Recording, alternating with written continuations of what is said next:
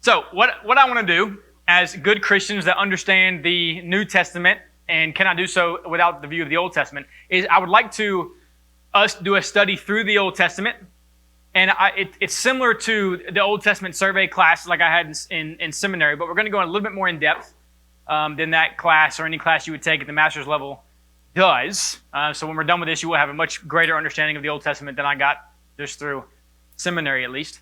But there will be some parts of the Old Testament, some chapters that we will spend the whole time on one chapter, like we will today. The chapter is important, like Genesis chapter 1. There'll be other sections that will move through many chapters in a day, depending on just various things and the themes we want to see that will help us understand the New Testament better.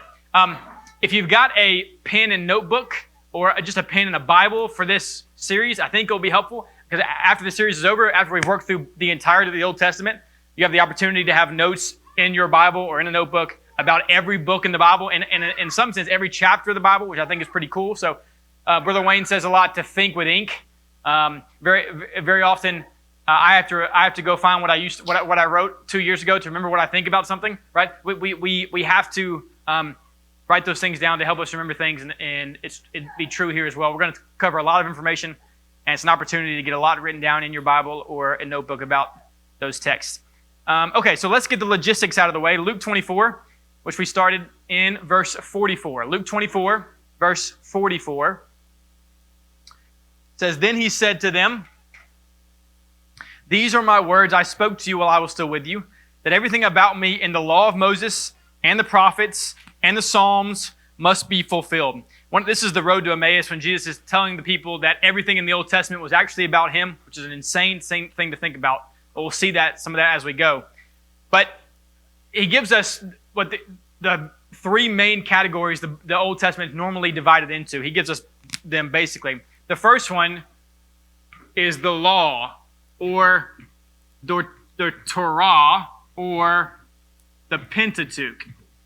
All the same thing. When you hear those words, all the same thing. And it means the first 5 books of the Bible. Genesis, Exodus, Leviticus, Numbers, and Deuteronomy are part of that group.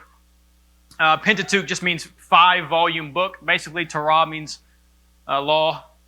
So this first section of the Old Testament was considered the most important. There was kind of gradation with the Jews, at least how they considered it. It's not necessarily a biblical idea, but they saw some as more important than others, and the Torah was the most important part of the Old Testament. The second section is commonly referred to as the prophets. The prophets, and that was divided into 2 sections. The former and the latter prophets. The former prophets being Joshua, Judges, 1st, 2nd Samuel, 1st, 2nd Kings, those books of history. And the latter prophets being Jeremiah, Ezekiel, Isaiah, and then all the 12 minor prophets were kind of counted as one. They were all written in one book. So all the minor prophets that in the Old Testament, all 12 of them, were actually one book in the beginning. And they were considered the latter prophets. And then finally, we have what's referred to in the Bible and elsewhere as just the writings. The writings. Or you may hear scholars, if you listen to them, talk about hagiographa. Hagiographa, which just hagios means holy. Grapha means writing, so it just means holy writings.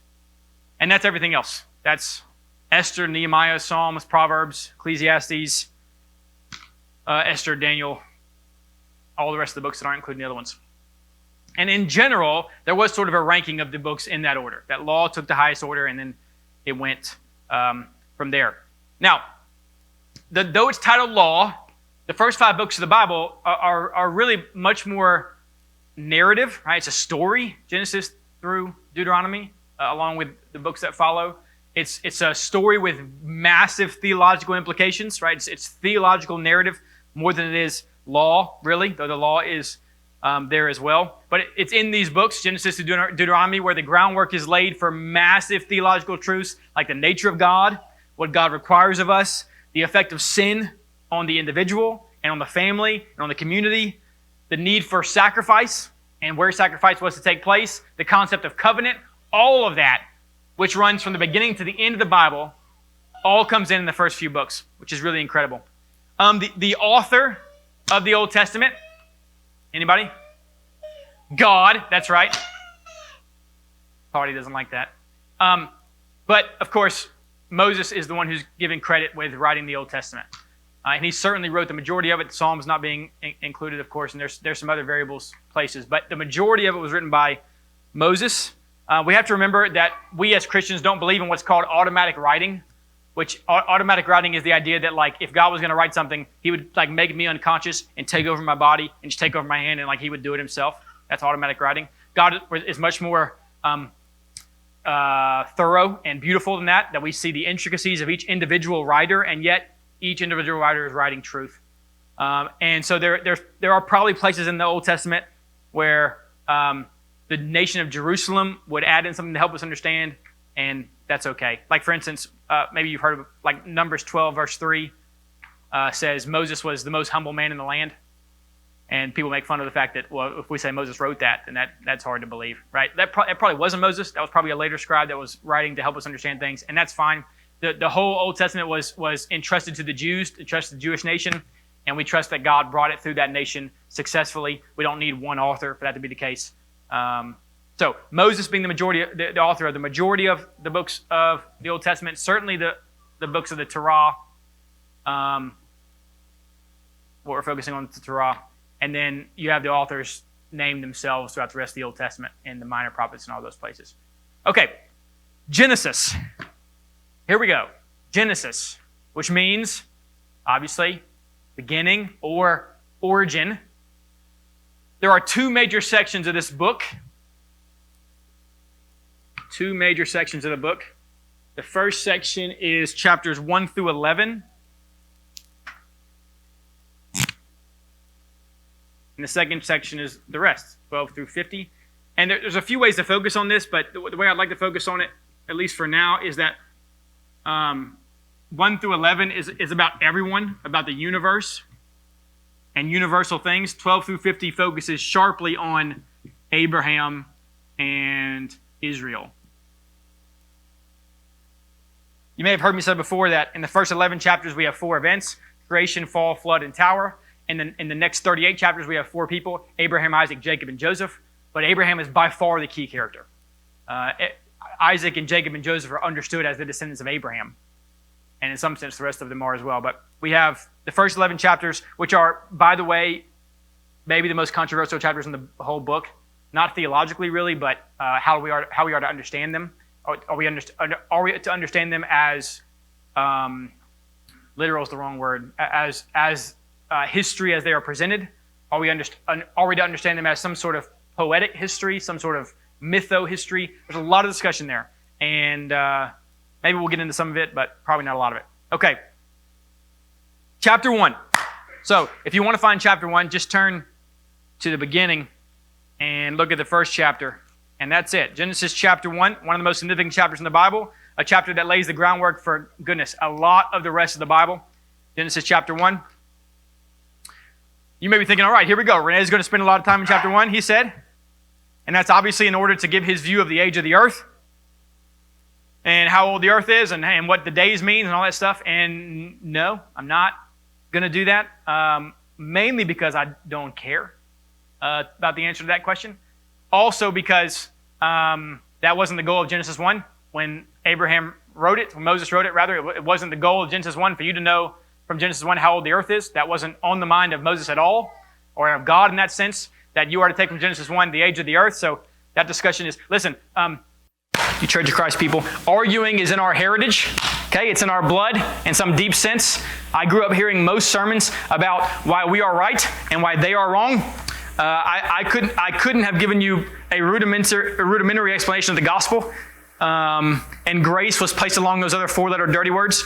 But I was ready with my proof texts about instruments or about weekly communion or about whatever else.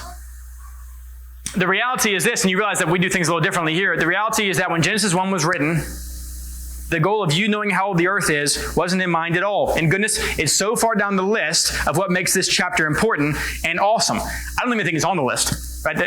My basic answer to the question is, who cares? Right? Maybe I have my leanings, and there's very interesting discussion, a lot of good books written on the topic and whatever, but it doesn't matter in my humble but accurate opinion. Let's read a few verses, starting in chapter 1, verse 1. We won't read the whole chapter. Most of you know it well. In the beginning, God created the heavens and the earth. The earth was without form and void, and darkness was over the face of the deep. The Spirit of God was hovering over the face of the waters. And God said, "Let there be light," and there was light. And God saw the light was good, and God separated the light from the darkness. He called the light day, and the darkness He called night, and there was evening and there was morning the first day. And God said, "Let there be an expanse in the midst of the waters. Let it separate the waters from the waters." And God made the expanse and separated the waters that were under the expanse from the waters that were above the expanse. And it was so. And God called the expanse heaven, and there was evening and there was morning the second day. And so it goes on, at least until verse 25. Now, why is Genesis chapter 1 in the Bible? Why is Genesis chapter 1 in the Bible? And that may at first glance seem like a simple question, and in some sense it is, but there's much more profound answers to the question. Why is Genesis 1 the way that it is in the Bible? Above all else, Genesis 1 is a theological chapter. Is it giving us history? Yes, in some sense. But above all else, it is about God, the nature of God, and the beginning of things. Of course, this letter, this book, Genesis 1, was written long ago directly to a people and to a culture very different than our own. The people that were their contemporaries, ancient Israel, were primarily polytheists, right? They believed in many gods. Our contemporaries today, in 2023, are more likely to be atheists, believing in no gods. Genesis 1 has basically the same message to both groups. The lesson here is the fact that every facet of the universe was created majestically and purposefully by the one God. If you get nothing else from Genesis 1, if you want a basic thesis, it is this: everything was created and then ordered by the one God that has all the power, the one God that exists, and the one God that is worthy of being called creator. There's always been people, again, from ancient Mesopotamia, from the time we have Genesis dated to, there's always been people that have looked to the stars for answers, as there still are today, looked to the sun and the moon for answers, as there still are today. Genesis 1 says, no. The sun and the moon are just placed there by God to be functional. The creator of the stars and the moon and the sun is the one who is the important thing. The stars and the sun and the moon tell you nothing outside of that creator. They are just created things made for a purpose, like everything else. They provide light, they give rhythm to the universe, but they were nothing before God spoke them. There is one source of power in the entire universe.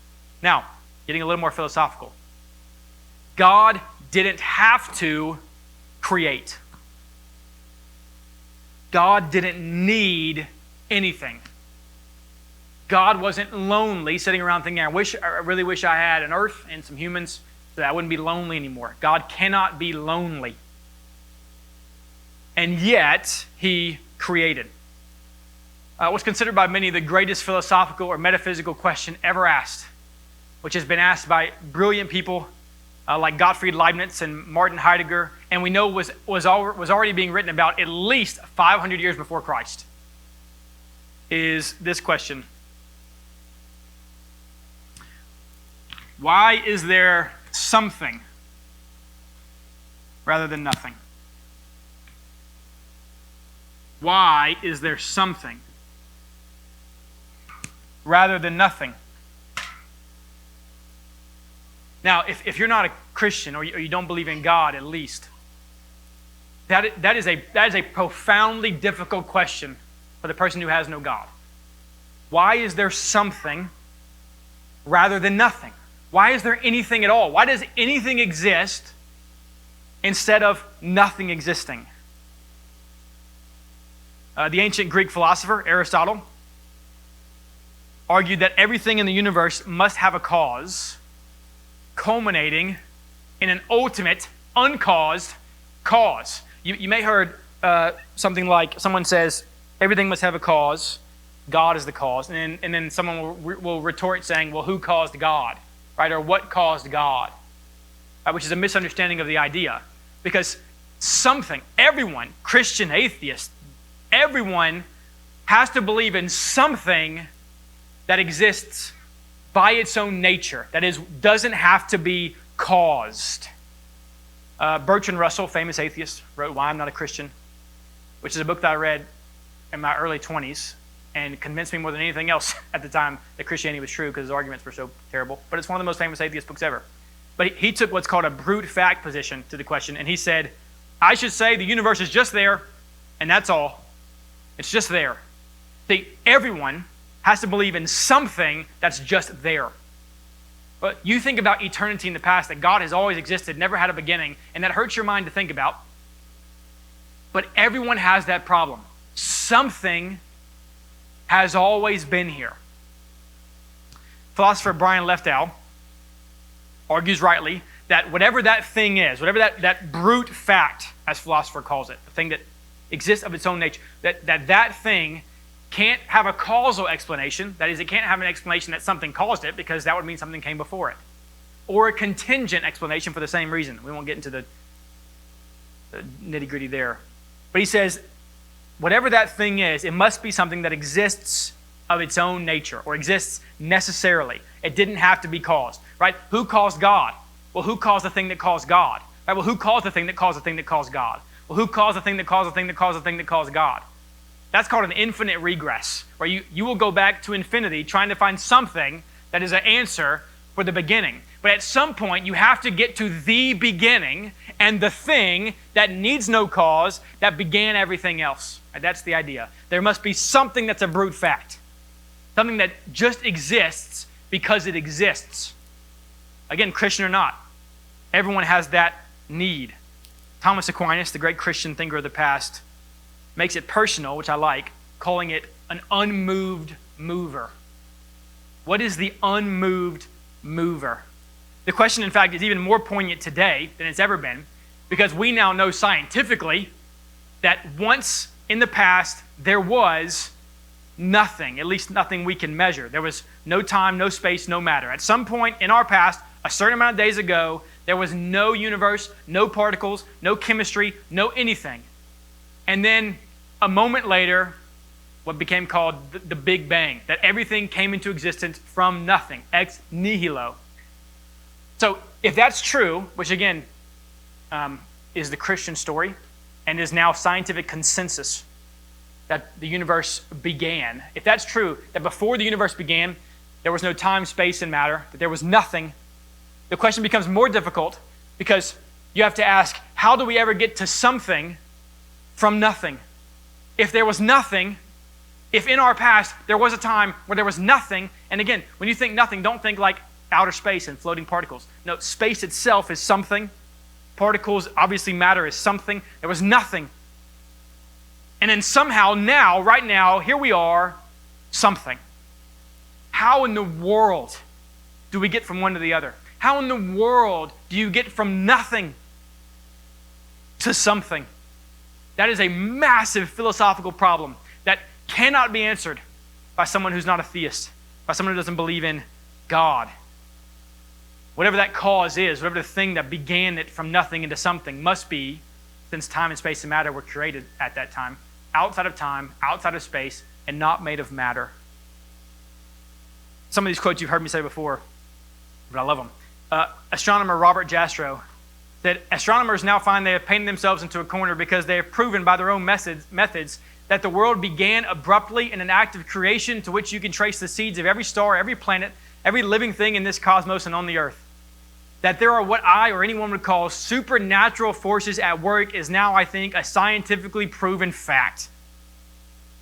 Robert Wilson says, certainly there was something that set it all off. Certainly, if you're religious, I can't think of a better theory of the origin of the universe that matches with Genesis. Genius physicist in charge of NASA missions, George Smoot, says there's no doubt that a parallel exists between the Big Bang as an event and the Christian notion of creation from nothing.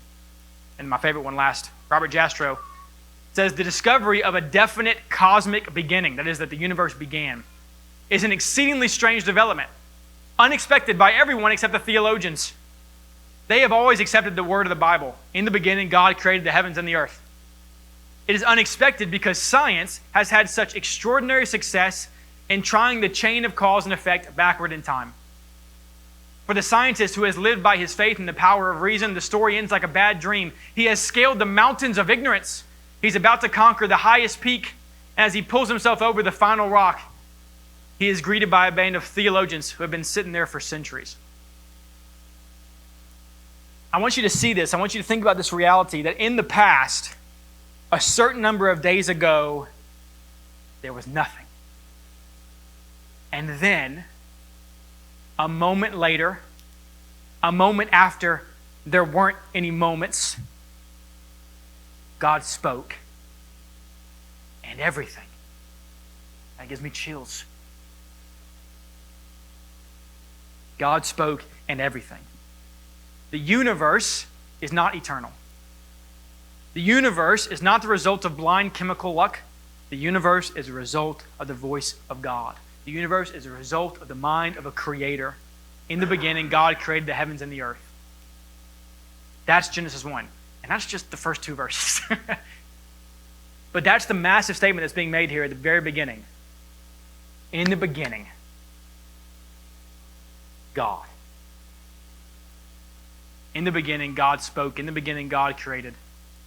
And that isn't all, of course. He had purpose in it. He was creating with intention, namely that intention being us. Even after that de novo from nothing creation could have remained formless and void, as it says in verse 2. The earth was without form and void, darkness over the face of the deep. But God then systematically ordered the universe in preparation for man's coming, making it specifically for me and you.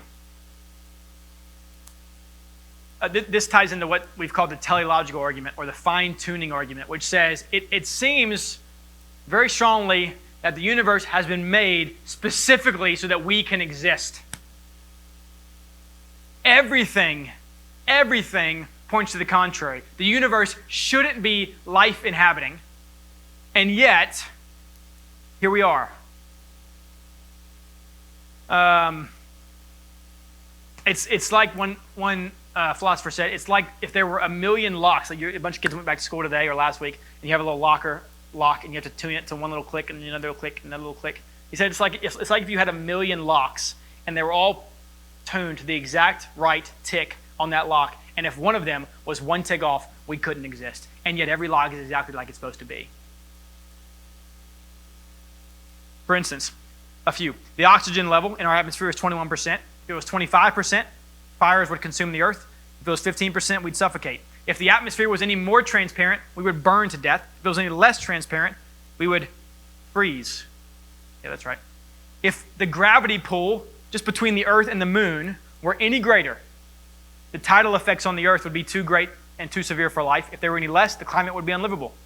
If the gravitational force of the universe, which we're no closer to understanding today than when Isaac Newton talked about it, if the gravitational force of the universe was changed by 1 part in 10 to the 38th, that's 10, or that's 1 with 38 zeros after it.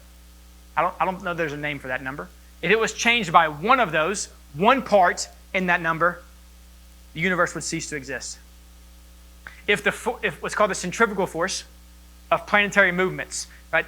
The planet rotate around each other, and yet they're held in their orbit by the gravity of each individual planet. If that was changed at all, the universe would the planets would go out of their orbit, and we would cease to exist.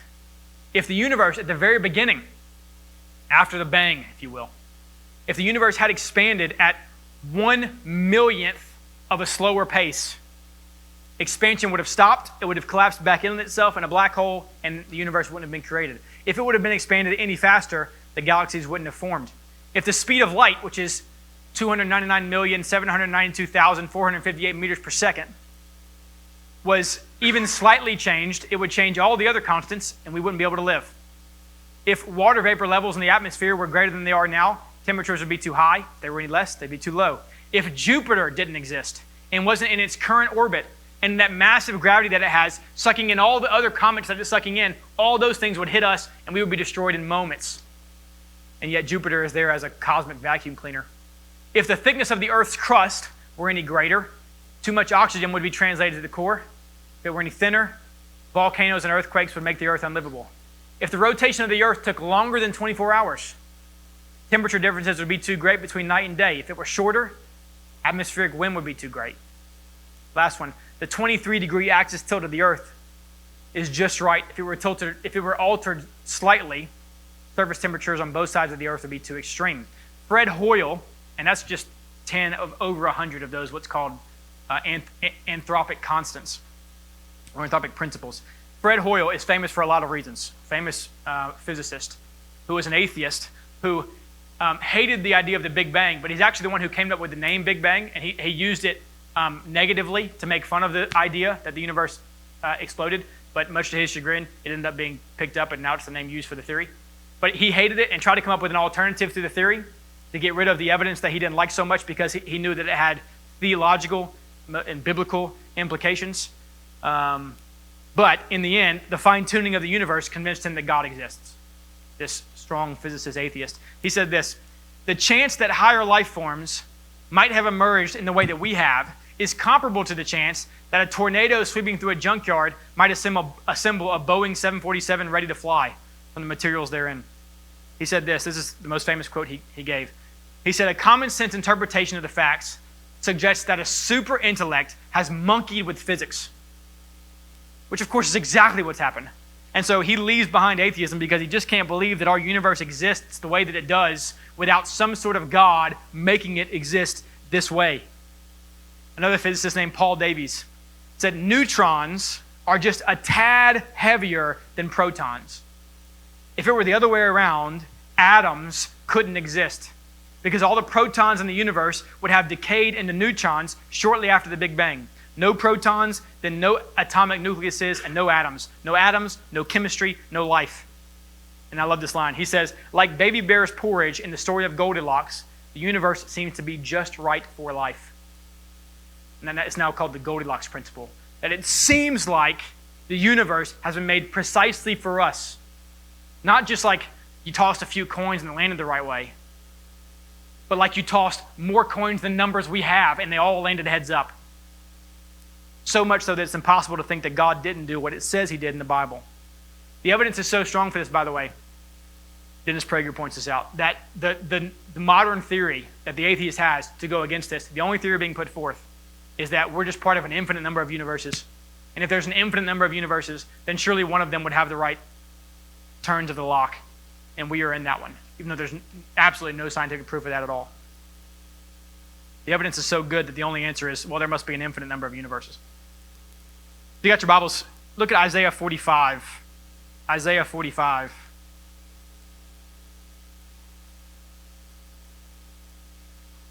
Very middle is Psalms and a little bit to the right. Isaiah 45. Verse 18.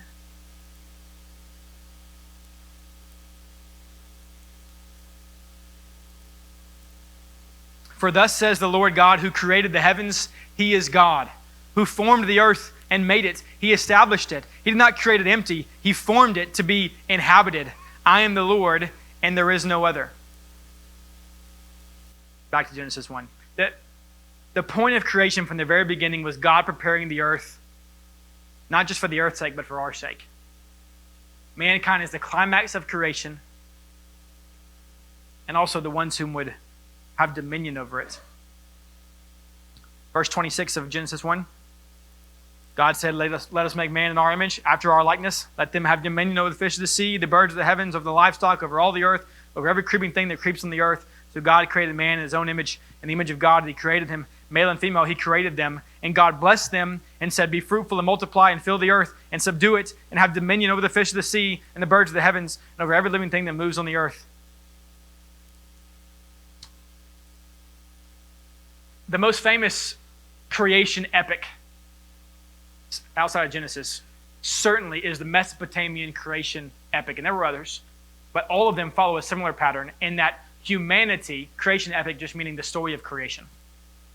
Humanity was almost like an afterthought. Right? Humanity was just kind of created to do the menial labor so that gods could rest, so that gods could have their peace. Genesis 1 is a stark contrast to these epics that the Jews would have been aware of at the time Genesis was written. These other epics depicting man in very low categories.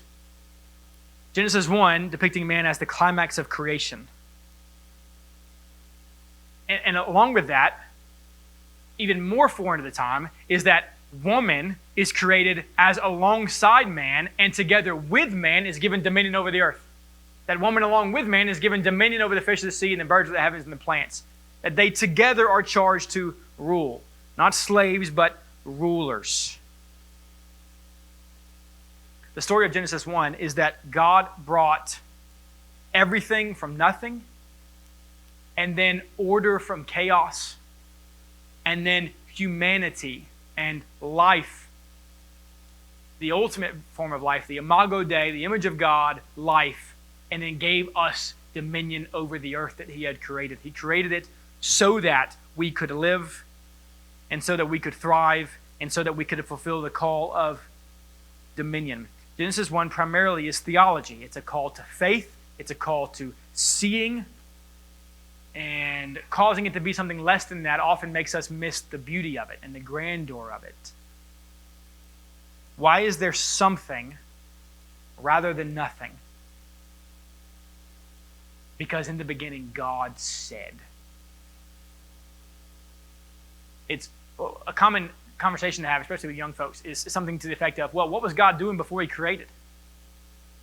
I love that question because it shows how unable our minds are to really comprehend things. Because as we just said a moment ago, we know now, again, scientifically, that time didn't exist until the universe began.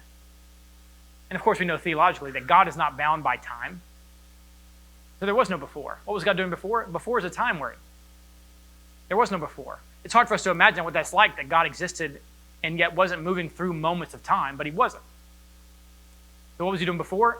There was no before. What was He doing after? There was no after until creation.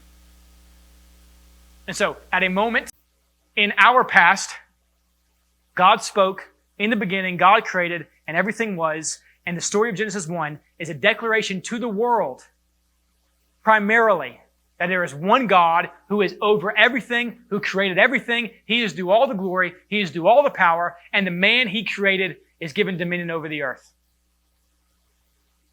Everything else, really, in the most profound sense, is secondary in Genesis 1.